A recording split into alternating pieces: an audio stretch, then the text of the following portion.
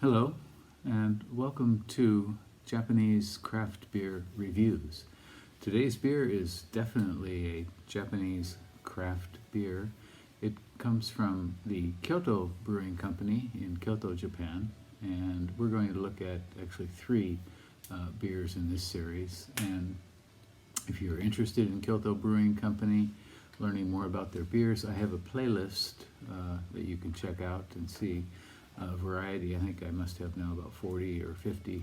I haven't checked, but quite a few of their beers. Kyoto Brewing was started in 2015 by three people. One of them was an American, another was a Canadian, and the third was a Welshman. And they met when they came to work in Japan in the far north area of Japan as teachers. And actually, full disclosure, I know them all, and I've known the home brewer, or the brewer, for many years, before when he was a home brewer, and sampled his home brews many times. He studied in the U.S. and then did an internship at Lost Abbey in California, and then at Shiga Kogen Beer in Nagano Prefecture, which is one of the best craft beer breweries in Japan.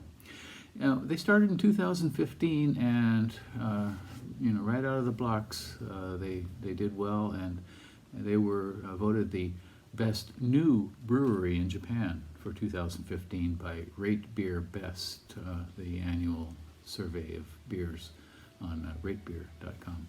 In 2019, they were selected as the best brewery in Japan by RateBeer Best. So, they come certainly with some qualifications, and they've been doing very, very well. They have a tap room, which is actually part of the brewery, and it's open only on weekends these days, Friday, Saturday, and Sunday, occasionally on Thursday. They have three main flagship beers, but they also have a lot of one-offs, and they have two seasonal lines. And one is the Kimagure line, and the other is Shunka Shuto. The Kimagure line is generally an IPA or pale ale or something like that, and Shunka Shuto is generally some sort of a saison style. They're apparently rethinking the Shunka Shuto line right now, and we'll see what happens with that. They have about 180 some odd beers listed on RateBeer.com. And on Untapped, the average rating for their beers is 3.71 out of 5, pretty high. So, they're a brewery that's acquired quite a few laurels, certainly, and they're very highly regarded in Japan. Okay, and now we're at the end of our series of Kyoto Brewing Company beers for this round. We'll have some more later on, of course. Of course, look at the playlist I have for Kyoto Brewing beers. I think probably more from them than anybody else. This is kind of an unusual one, kind of a special one. It's called Kyoto Brewing Mocha Raijin, or Mocha Thunder in English. And this is a collaboration. This is a collaboration with a very well-known brewery in the United States called Heretic, as you can see right there. And this is a stout, a flavored or pastry stout. They call it as you see here, a dessert stout. It's 10% and 40 international bittering units. And this was also a remote collaboration, because we're in the days of coronavirus now, and brewers just can't get together. They can't travel to be together. This was made at the end of 2020, again remotely, as a collaboration. And it's a coffee version, designed to be a coffee version of this candy bar. And if you live in Japan, or if you have children in Japan, you may know this candy bar. It's called Borak Sanda, Black Thunder. And what the inspiration was to try to make a beer version of this. Okay, so you've done all kinds of different stouts here, and this is a very popular candy bar for children. And so what they did was get some coffee from Kamogawa Coffee in Kyoto, again part of the collaboration, and they used cocoa powder instead of cocoa nibs, and they wanted to give it with the cocoa powder kind of a candy bar element to it. And they used lactose certainly in it, and so they wanted to produce something like a candy bar, and they used also a specialty malt in this, some toasted malt, some roasted malt, and some crystal malt. The hops for bittering are Merkur and no aroma hops whatsoever. They also used the polygyl or guile, again I'm not sure how to pronounce it, I gotta find out someday, method in which you take your grain for the brew, divide it in half, and then mash half of your grain in warm water, and then take that grain out and put the other half of the grain in and mash, boil that up to, you're making a wort out of that mash, and put the grain in, and then make it, it's kind of like a double or a 1.5 times, you're getting all of this elements from the malt out into the wort. So it's kind of an intensifying technique, and apparently Kyoto Brewing learned it from the brewer at Heretic. And this beer has only 2 reviews on RateBeer, and the average is 3.5. One rater, whom I know, really did not care for it all that much. The pastry stout popularity is quite high, but some people do not like it. Untapped 77 ratings, and the average is 3.99, which is quite high. So we'll see. Let's give it a go. This is a nice 550 bottle, 550 milliliters. I'm sorry, 500 milliliters, and I'm going to give this a go right now. A dessert stout, so I'm probably going to save some of it for dessert.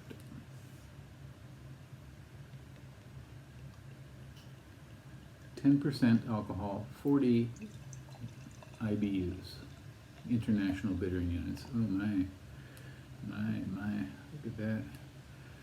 Okay, so it is completely pitch black or pitch dark brown with a very, very dark brown head, dissipating quite quickly. So this is not very old. It's again made at the end of 2020, and now we are in the middle of March, so it's come out pretty recently. Okay. Well, the nose certainly has a kind of chocolate. I'm getting what I expect would be umami in the flavor, what might be umami in a flavor. I'm not sure. Some alcohol fumes coming off. Something like tar. Like some kind of seasoning or something. Some sort of light spice or seasoning in that. Quite unusual. Not like your typical stout. Coffee I'm not getting, but after it warms up it might come out then.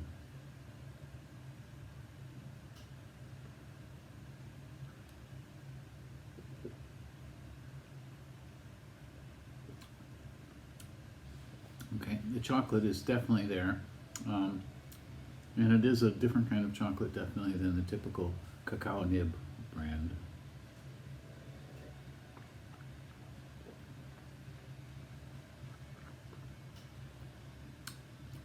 Wow. Okay. So, Yeah, it's got the roast malt, definitely.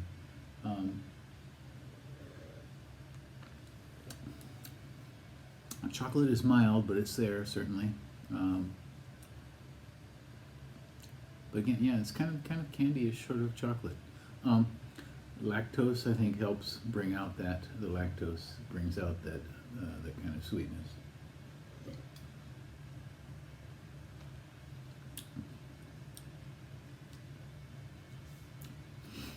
Not a big, not terribly complex, but definitely some kind of small change from mid palate to finish. Some bittering that comes in, kicks in, and yeah, kind of mild tracks. Let's try this candy bar, this Black Thunder candy bar, and see how it goes with it.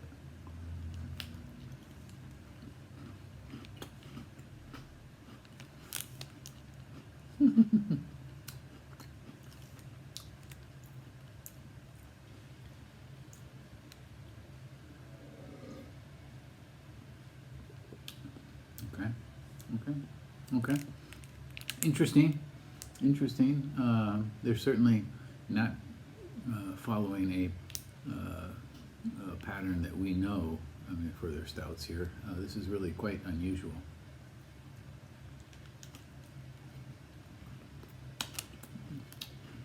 So they wanted to get this kind of milk chocolate and the cookie element too, with the kind of malt they use.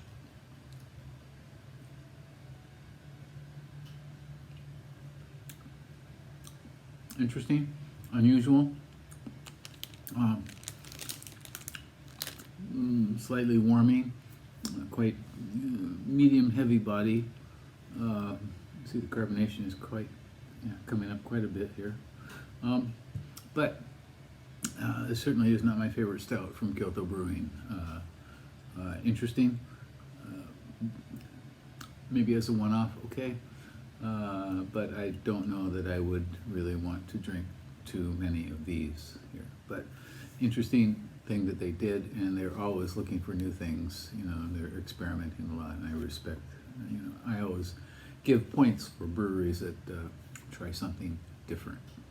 And I'll give them points for that.